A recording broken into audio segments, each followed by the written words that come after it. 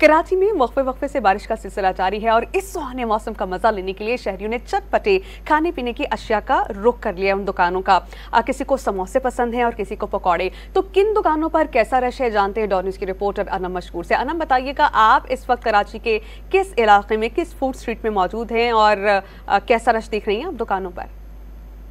जी बिल्कुल, कराची में मौसम जो है इंतहाई खुशगवार हो गया है। बारिश के बाद हम देख सकते हैं कि वक्फे वक्फे से बारिश भी हो रही है। मौसम इंतहाई सुहाना है और सुहाने मौसम को एंजॉय करने के लिए लोग जो है शहर की दुकानों का रुख कर रहे हैं, जहाँ पे समोसे, जलेबी और मुनफरिद अक़साम के रोल पर चटपटी चीज़ें शौक से खाई जा रही हैं। या हम लोगों से पूछेंगे कि क्या खरीदारी करने आए हैं आप, इस सुहाने मौसम में क्या खरीद रहे हैं? अस्सलाम वालेकुम।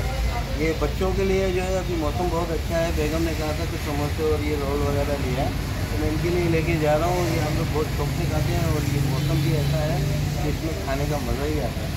जी बिल्कुल, शहरियों का यही कहना है कि सुहाने मौसम में अगर पकवान भी अच्छे मिल जाए तो मौसम का मज़ा दोबारा हो जाता है। इसीलिए